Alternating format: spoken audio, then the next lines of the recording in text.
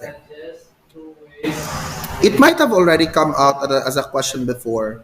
Why is there a need for us to really dig deeper into the context of what models of communication are introduced to us? Allow me to justify by saying that these models of communication exist to give us an idea of how communication has changed as well eventually in time, and also why communication at one point will have to be one way in terms of a process or a two-way process. Communication is not all the time a two-way process. There are occasions, there are events where it is just constructed in a one-way setup, and these models of communication are going to help us understand them. Together with this discussion in Module 2 of the models of communication is an input of the functions of communication and going into the details of intercultural communication. And so to start, we have the models of communication. This morning, there are two models that I'm going to share to you. We have the Shannon-Weaver model and the transactional model of communication. This this Shannon-Weaver model is proposed by Claude Shannon and Warren Weaver. There, those are the names of the two persons. Claude Shannon is a mathematician. Claude is a mathematician. While Weaver is an engineer. So those are the professions of those two. And these two persons gave us the idea of a communication model which is of a one-way setup. It's a one-way process kind of communication that involves these five elements. There's a source, there is a transmitter, there's a channel, a receiver, and a destination. If we talk of a source, this acts as the producer of the message, the one who provides the message. The transmitter refers to the encoder of the message into signals. So the encoder is that unit or that being or that individual that transforms, that does the act of transforming the message into a particular code which allows it to be communicated or relayed. Then we have a channel.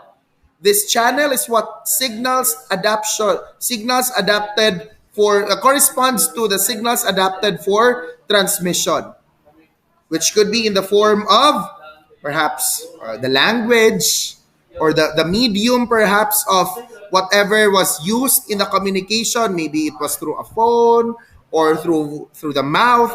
It was orally being spoken. Whatever that medium is, that could act as the channel. There's also a receiver. The receiver is the decoder of the message from the signal, and which would end with the destination. What is lacking in this model is the presence of a feedback. The destination is not a feedback. The destination element, according to Shannon and Weaver, corresponds to what that person will do after having received that message. And that response is not in the form of what he or she will say to the speaker. As a form of destination, the receiver may absorb or may let that information pass from one ear to the other. In this model, it comes out as though the receiver just keeps on taking in information, while our speaker, our sender, our source and transmitter keeps on giving as much as he could or she could with the information. If you look at the diagram, there's this flow, and the flow has an arrow, and the arrow goes in one direction, in just one direction. So you have there the information source, which goes to the transmitter. What goes to the transmitter is the message. which is converted into signals and then is received by a receiver. It is possible that in the receiving of it, that message is transformed using signals, and this will be carried by a channel to the receiver. But it's possible that as it is being carried by a channel, some form of noise comes in. That noise may interrupt or may intervene in the reception of the message on the end of the receiver, because there's a received signal through that channel. The receiver receives it, and the receiver comes up with a destination of the message. And again, the destination could be the receiver just absorbs the information, or the receiver just lets the information pass from one ear to the other, or reads the message, and that's it. May not necessarily have to apply whatever was read. That's a form of destination as portrayed by the Shannon-Weaver model of communication. But this model actually has been made better by the model presented by Dean C. Barnlund. His name is Dean Barnlund. Dean Barnlund gave to us the transaction, or proposed to us the transaction or transactional model of communication. So don't be surprised if in other sources you'll see it as transactional. It can be called transactional model or the transaction model of communication. This is not a one-way process anymore. This works on a two-way process with the presence of feedback. What's missing in the Shannon-Weaver model is the feedback. The presence of the feedback in the transactional model makes it a two-way process. So the process is our sender in one side sends and receives, our speaker in one side sends and receives a message.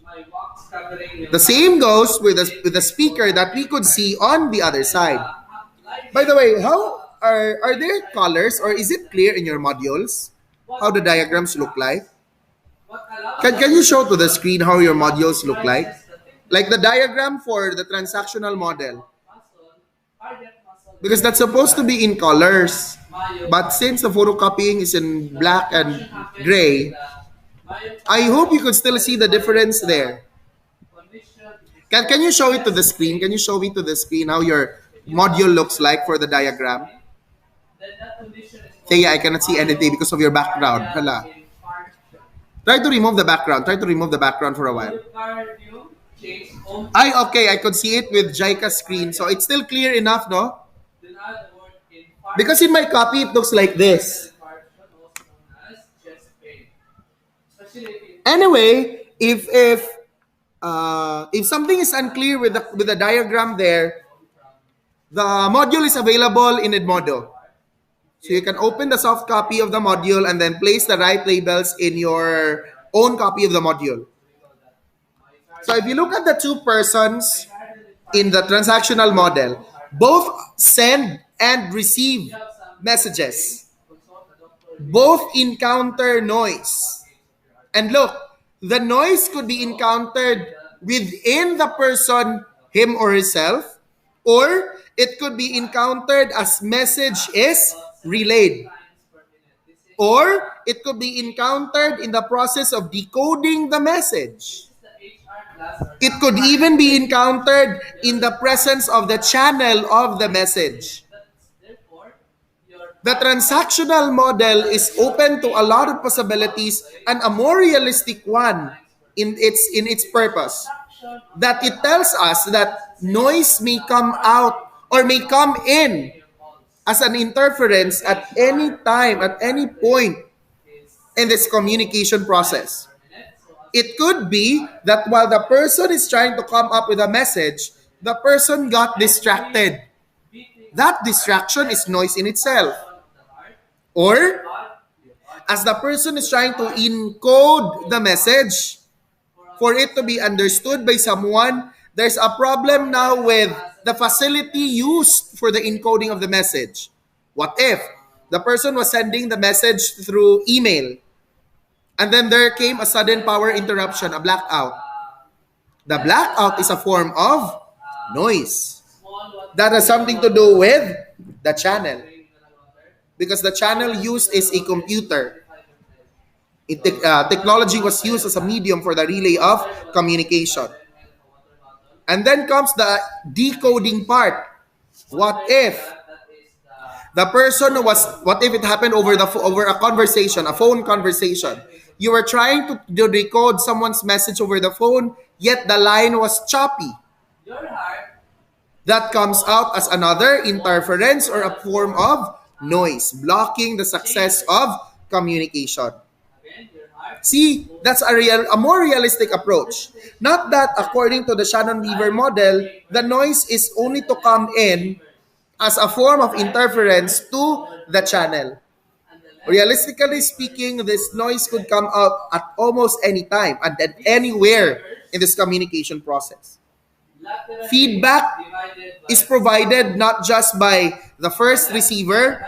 Feedback will eventually be provided by the speaker as well, who becomes the receiver number 2. And the giving of feedbacking comes out as a continuous exchange. And so communication happens. Later on, personally, I realized, I think I cannot blame Shannon and Weaver for thinking of communication to be a one-way process because of the nature of the subjects that they are specializing in. You look at mathematics and engineering, both speak the language of math.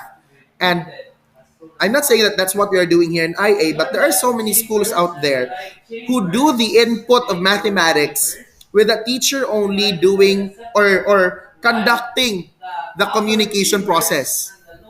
Students are the audience of the teacher comes out to be merely receptors of the information.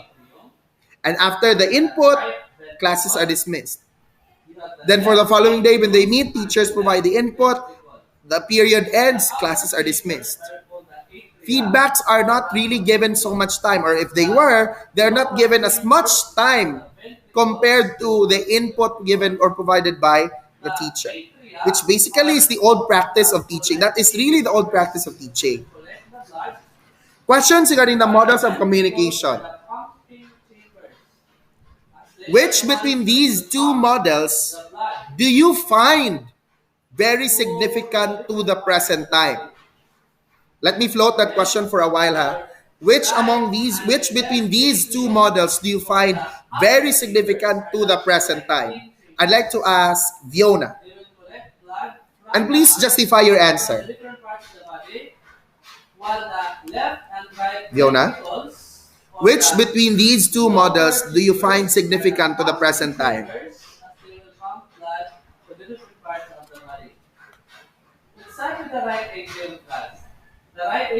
Fiona, wait, where's Fiona? There. Or rather, the right atrium collects yeah, I can. The lower and upper portion of your body. Go, answer. By the superior and the inferior vein cava.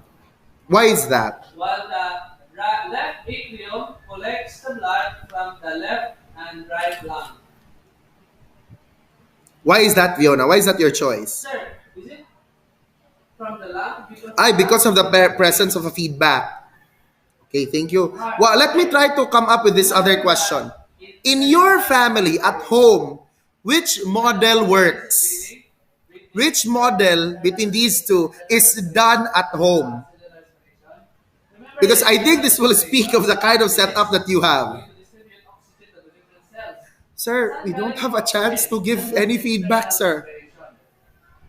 Let's see. Let's just be real of this one. Let's just be real. Alay, which model do you have there at home, Alay? Shannon Weaver or the transactional model? It goes back to the heart, and that blood that comes from the lungs that goes back to the heart. Okay, why? Is collected by the left atrium, and that is already filled with oxygen. And that blood It depends on situations, right? See? That's what makes these models or the discussions of these models still significant to the present time. Because as what I've said in the introduction of this meeting, there are instances where such a model is to be done, and there are also moments where that model and the other model will have to also be practiced.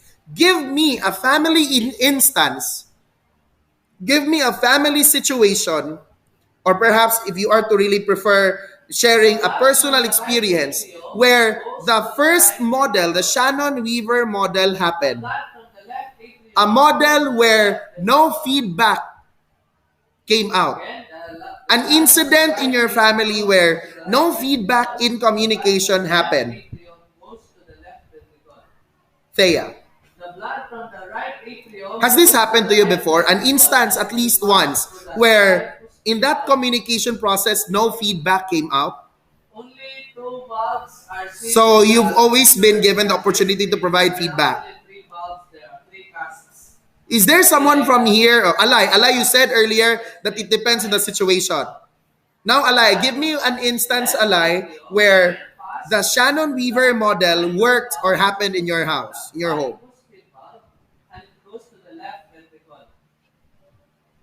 Yes. That the colors of the left side of the heart is colored blue, rather the left side is when situations that you are being probably reprimanded, the blue colors that you wanted to say something but you can't, because at that point whereas the left chambers, it will worsen the situation that you are already in.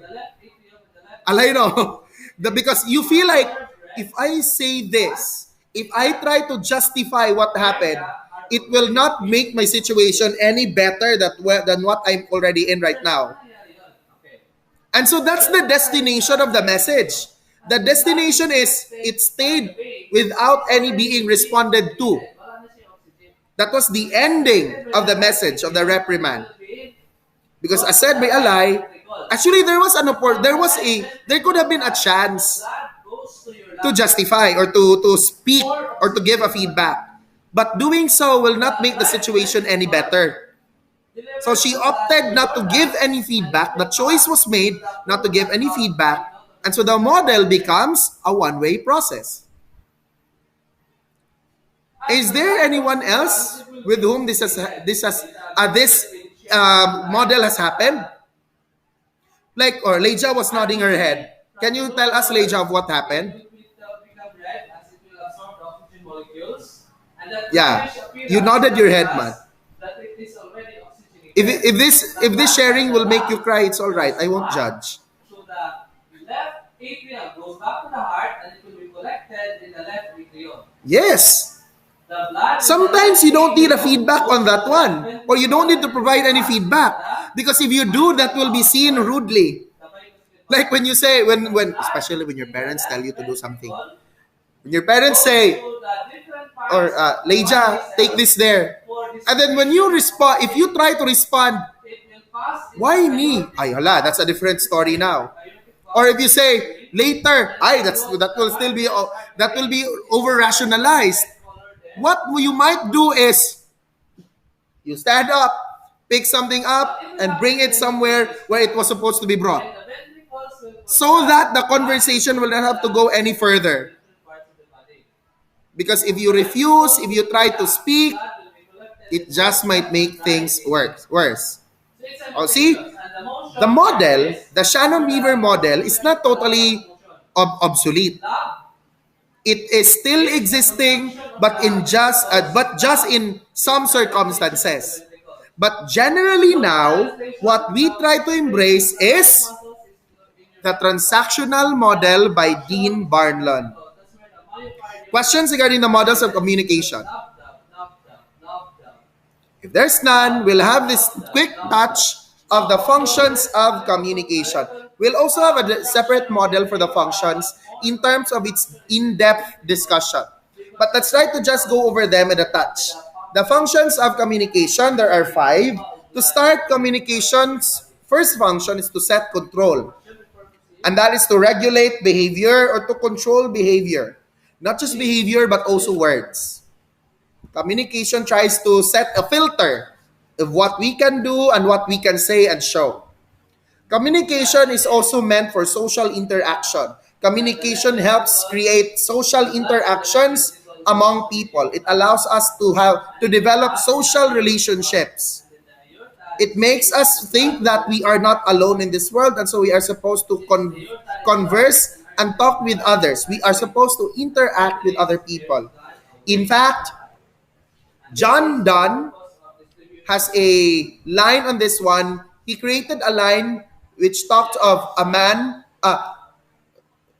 John Donne was actually the one who has been quoted for the line, "No man is an island," because of the context of social interaction. Another function of communication, it is meant to help motivate people, encourage them. And in the same way, I'm sorry, not in the same way. In its contrast, if communication can be used to motivate people, it can also be used to discourage people. But we are looking at it in the positive side. But we are being open to the possibility of language, of communication being used to discourage people. But looking at it on a positive note, generally it is supposed to be meant for purposes of communication, for purposes of motivation, communication for motivation purposes.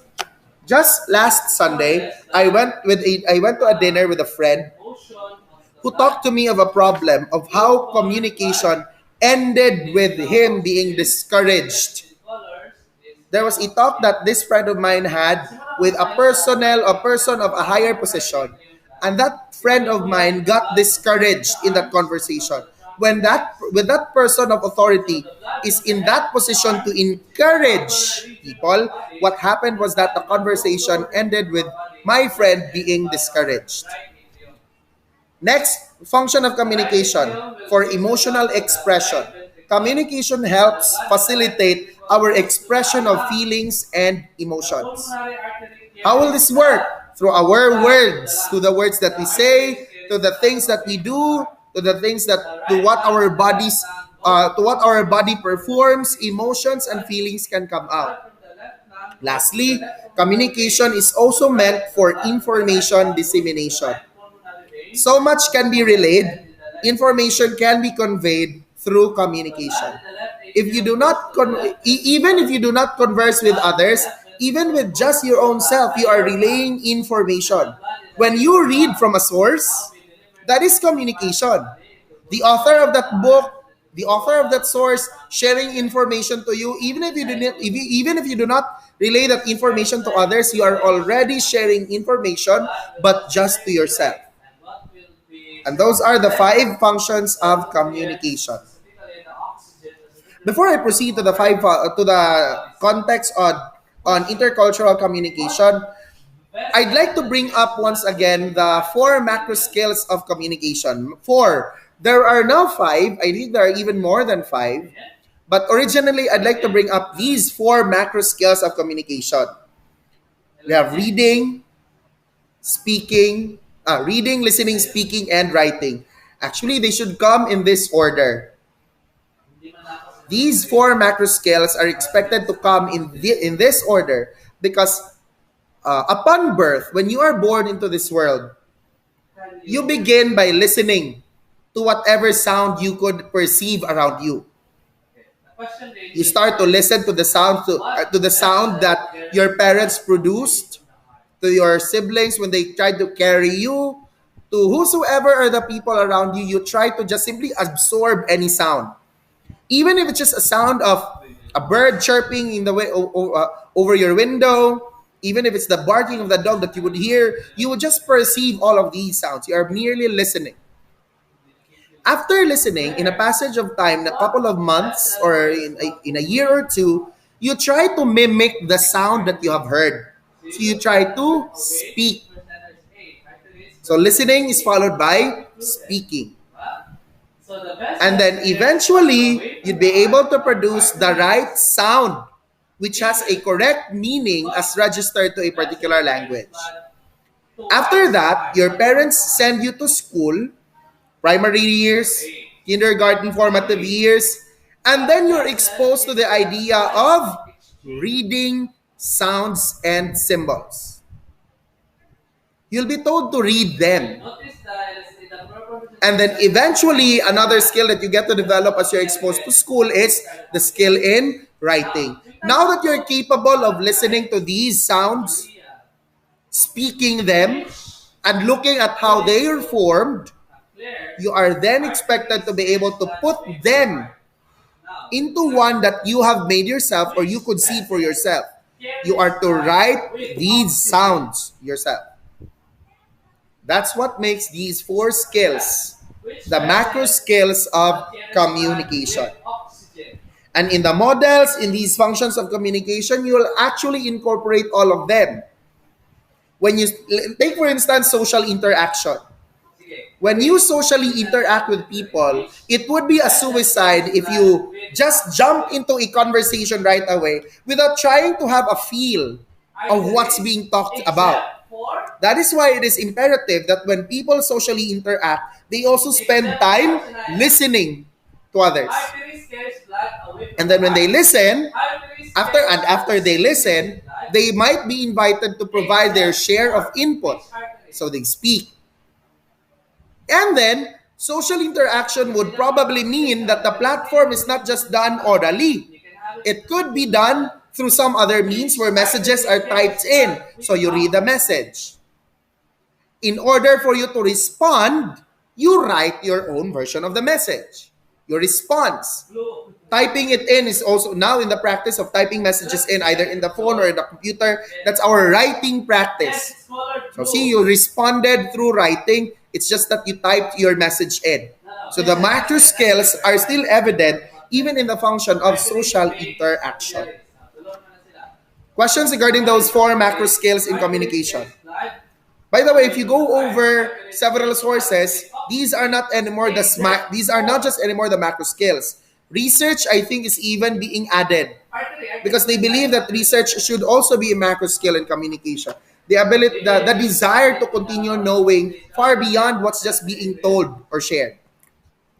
Now we proceed with an in-depth discussion of intercultural communication. Once again, looking at its definition, we are reminded that it is the act of sending and receiving messages across languages and cultures.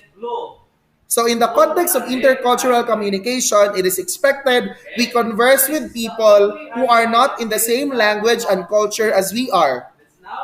But that doesn't mean, just because there are differences in our languages and cultures, doesn't mean that we will not communicate with them. At some point, we have to, especially if there's a task that we have to accomplish. If something has to be done, if something needs to be finished, then we should oblige ourselves to commit into intercultural communication.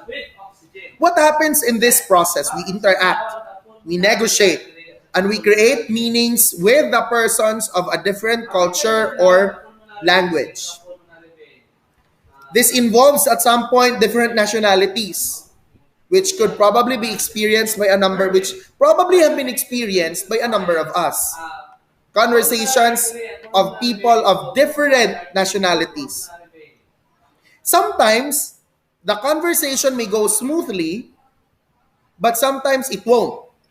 Especially if language comes out to be a barrier or that there is already a disruption or a conflict of what we believe in relation to what they also believe. But despite all of these differences, despite all of these issues, we are still invited to practice intercultural communication. In the act of doing it, there are stages indicated in this developmental model of intercultural sensitivity that we go through until such time that we eventually develop the habit of accepting intercultural communication. According to these 6 stages, it's normal for everyone to start by not recognizing any cultural difference. That is the denial stage. In this denial stage, there's even an example there. The individual might be heard saying, all cities are the same. They all have tall buildings. They all have fast food chains. They all have coffee shops. So nothing's different. That is denying the fact that there are differences around you. I mean, if you are still in your early formative or growing up years, these differences are not yet in your orientation. So it is expected that you might deny this at the very start. But to deny it all the way around is not right. Denial will eventually be followed by the defense stage. In this defense stage, there's now a recognition of cultural differences, yet there is a feeling of intimidation that you feel by them. This will result to a superiority complex that you develop over those whose cultures and language are different from yours. The individual here gives high regard for what he or she has or for his or her own. In this kind of stage, you might hear the individual saying, their ways are better than my own, or mine are better than theirs. Our culture is certainly better. It could be a development of superiority complex or inferiority complex. Sorry, yeah. It's not just on the superiority complex, but there's also the possibility of an inferiority complex.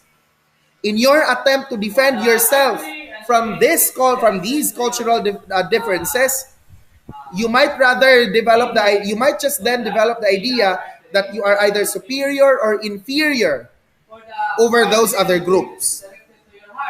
And then this stage is followed by minimization. The stage of minimization. In this stage, although individuals see cultural differences, they bank more on the universality of ideas rather than on cultural differences. They don't accept yet that they recognize that there are differences, but they don't live by these differences. They live on what makes them the same. They dwell on the commonalities of the groups, not on what makes one different from the other. They recognize the differences. They just don't live on these differences. They look at what's common. For instance, I hope that this recording will not find any ethnic group offended. I'm from Tutulan. There are Badjaus living in Tutulan. Do we have cultural differences? We do. But what's common between me and them? It's the land area where we are living in. As I continue under the minimization stage, I'll continue living plainly on the idea that the Badjaus and I live in Tutulan. But that doesn't make me accept anything that they do. That will not make me consider any of their practices. I'll just accept one thing, and it is that we share a common territory. That's it. Anything more than that, I won't. So if there's a Badjao person who'll approach me and would ask for assistance, I won't.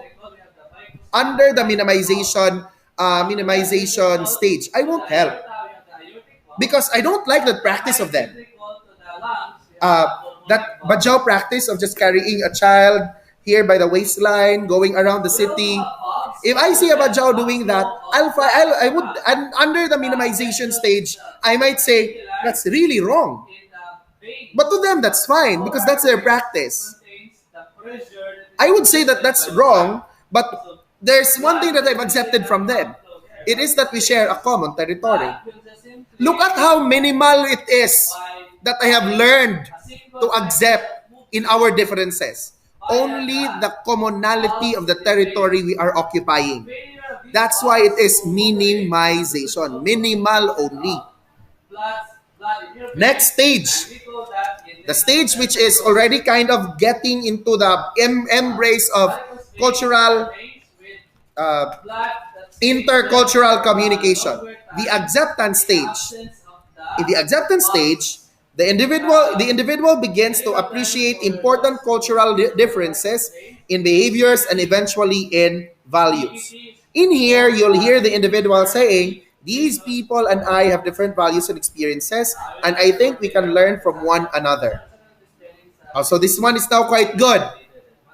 In this stage, the individual eventually learns to understand that here is your these cardiac differences muscle. should just be Cardiac lived muscle by, is and I just have to live with them, and I learn to accept them for the differences that we have. has a lot of Then, in the same way, they will also accept me muscles because of the differences that we share. Sorry, of the your differences that we also cardiac have. muscle is inter Adaptation is the fifth stage. is What happens in the fifth stage? has The individual here becomes very open to one over worldviews the other. when accepting new perspectives. Your cardiac muscle An individual in the adaptation stage is becoming a more open individual.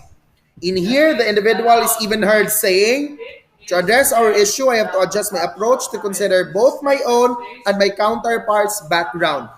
See, look at what that individual is even willing to do.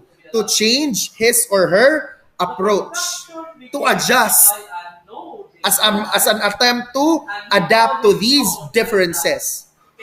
Then comes the last stage, the sixth stage, which is the stage of integration, which in this case, the individuals start to go beyond their own cultures and see themselves and their actions based on multifarious cultural viewpoints.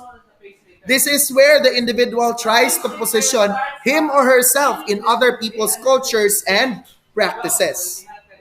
For instance, if I go to Japan, and what if I do this when I eat? How will they consider this?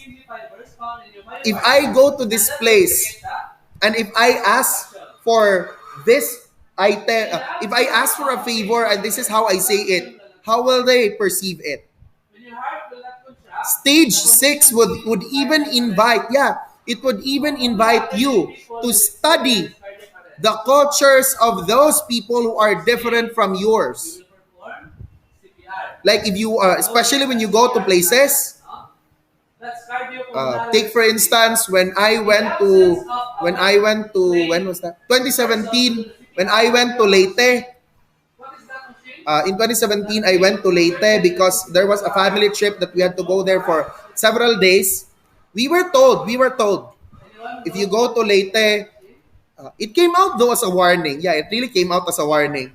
If you go to Leyte, do not just receive anything from the people if they offer you, especially food. Why? Because there's this practice of the people there. So that's a matter of intercultural communication. Because by knowing this, we were already prepared of what we could possibly say if people offer us food, if strangers offer us food. Or like when actually it happened, it did happen. My cousin and I went to a store. She wanted to buy some soft drinks for herself as well as some toiletries, and then we were offered bread. Like there was a random stranger who offered us some bread. Like, uy, in the vernacular, it went as, uy, mga unto. And there was an offering of bread. I think they offered that to us because they saw that we were new to the place. They saw us arrive. We were riding on a van and we stayed in a particular place. And I think these people saw us. And then when we went to that store, they offered us food. They offered us bread. And since we knew ahead of time not to receive anything from a stranger because of some ill practice, what we did was to gently refuse the offer. The gentle act of refusal with our careful choice of words was backed up by the idea that we were already informed ahead of time that we should really refuse anything offered by a stranger, especially when it comes to food. See, that's part of intercultural communication. We really became gentler with our words than the typical practice of ayora, ayora. So that is how. No, we didn't anymore go with the typical ayora, ayora. We really had to make sure that the way we packaged our words was in gentler terms, so as not to offend those who offer the food. A learning of a learning that we kept in mind because that's a cultural practice in Leyte. The idea there is we are not to receive food from the if there's someone here from Leyte, this is not to offend you or anything. To whosoever is going to find this video, this is not to offend you or anything, but this was just a sharing from the family that the people in Leyte daw are kukhan. The term is kukhan. They kind of insert some form of poison or whatever in their fingernails, and they put that together in the food that they make. They end up poisoning you. They do it not because they want to really hurt you. They do it to anyone. They just do it randomly to anybody. That's why we were given that warning. If there's a stranger in Leyte who offers you food, stranger randomly, don't take it, don't receive it, refuse it. And so we were prepared ahead of time. We should refuse gently. We should be gentle with our words. Because if that were their intent from the very beginning, and if we were not gentle with our words of refusal, you could just imagine that maybe they'll really get mad at us. So we have to be polite in our refusal of their offer. So those are the 6 stages. And once you have accomplished all of these stages or understood them, you may apply them to recognize communication behaviors which may differ from your own. You take into account what can influence these types of behaviors, and you may try to analyze linguistic and cultural communities from this, how they differ in terms of communication behavior and influencing factors. I could recall the study of Dr. Hanyola. Daniel Baluran should know Dr. Hanyola. If Daniel Baluran's listening, he knows the Dr. Hanyola. Dr. Hanyola did her dissertation of the Ati tribe in Luwai. There's an ethnic group in Luwai. They're like the Aita tribe here in Bohol, but they're situated in Luwai because these people have formulated their own language. Ma'am Hanyola wanted to know, the study of Dr. Hanyola wanted to know how that language is used in the teaching of mathematics. So it was an ethnographic study. She stayed in that community. Yes, she stayed in a few days and a few nights in that community because she wanted to really see what the effect is, what the impact is, and how that language is used in the teaching of mathematics. And for her to be able to understand these people, it's not that she forgot, it's not that she ignored her Boholano practices, but at that moment while she was staying with them, she did not bank on so much of her Boholano practices. She dined together with the people and ate whatever were the people were eating. That's part of communication. That's non-verbal communication. Imagine, how would these people think if Mama Nyola went to the place bringing her own food from Jollibee and the rest of them eating their own kind of food? I think it's normal. They would see her differently. Why is that? Of course, they'll probably not speak in English, but maybe they'll be talking among themselves. That person really is different from us. Oh, because she's not eating with us. Look at the food that she's bringing. It's Jollibee. She did not. She ate together with them because she wants to understand the practices of these people. That's a non-verbal form of communication. Let's proceed with characteristics of competent intercultural communicators. For you to be considered as one who is competent at intercultural communication, the World Bank in the year 2010 provided these traits of an intercultural communicator. First, you should be flexible and you should have the ability to tolerate high levels of uncertainty. You should be ready of the possibilities of what's to come next. An intercultural communicator is not prepared for everything. However, is ready for whatever may come. Has been conditioned on the idea that anything may come and that communicator is rearing to respond. There are just so many uncertainties given that the persons you're talking with come in varying cultures and languages. You cannot be too prepared of what they'll do or what they'll say. The systolic Yet, pressure is you have to be conditioned of the readiness that you should bring with you 120 for whatever may come. millimeters of An mercury. intercultural communicator is also reflective or mindful, also exercising caution, especially when it comes to what to say or show. An intercultural communicator is also open-minded. I mean, you cannot be understanding of what their practices and languages are if you're not open-minded in the first place. Also, you need to be sensitive. You need to be aware, quickly aware of what's going on, because that's going to also require a response from you. You need to be adaptive. Adaptability is one. You need to have the ability to engage in divergent or thinking creatively and systems level thinking. That is thinking how each one in a system organization influences one another. You need to examine the situation such that there are individual members in that group, and the way you interact with one is influential to what that conversation will bring to the entire group. Or if your conversation directs the entire group, you should you should stand on the idea that your content is to affect the individual members. Lastly, and yes, I find this to be very important, an intercultural communicator is polite. Definitely, that's a good requirement. Politeness, in fact, would invite you to observe these other characteristics or traits. If you stand on the idea of being polite, automatically you should tell yourself, I should be open for what their practices are. If you're a speaker and a communicator who is polite, if you're an intercultural communicator who is polite, I should learn to adapt. An intercultural communicator is polite, is flexible, ready to adjust.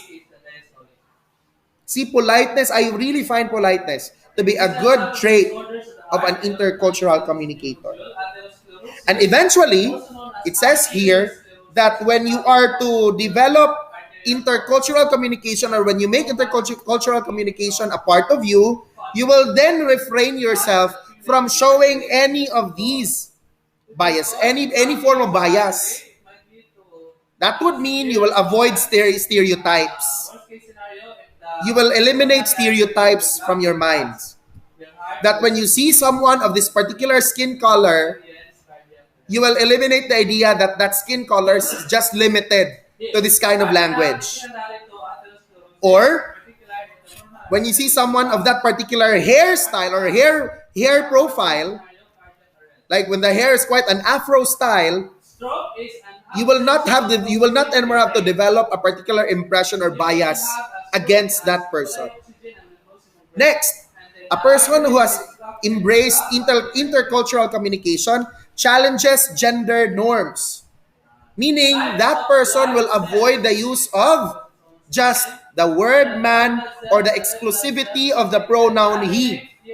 To resolve that, that intercultural communicator will use expressions like he or she, or will even at some point use the plural form of the pronoun, just to avoid any gender biases.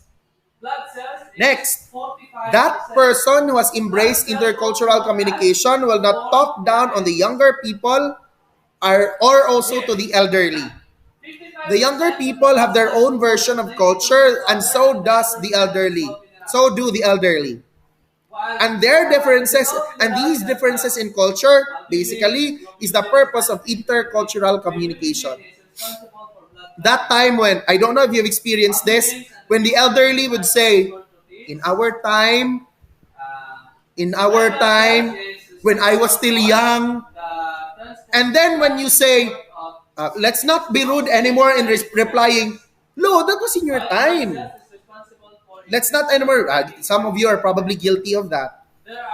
And then worse, probably you'd say, thankfully, la, I wasn't born in your time.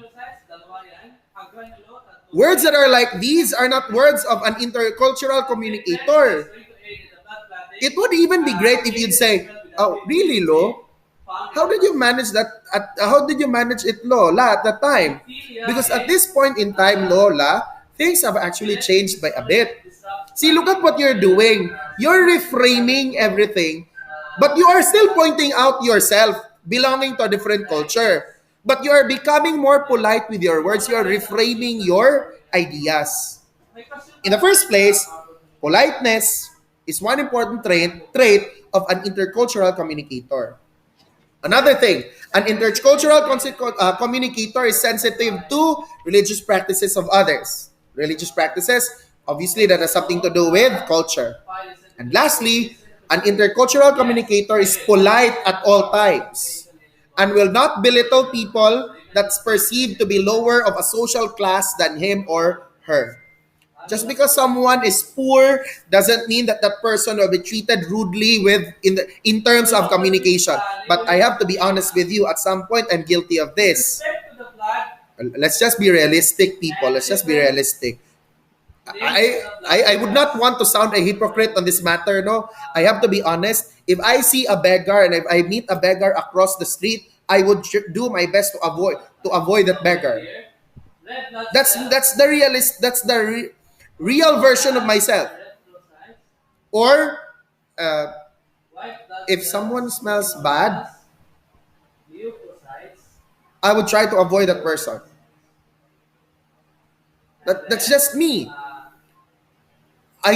I don't red know if smelling bad has something to do with cells, culture. I think it does, also no, known because as that might still be reflective of your practices at home.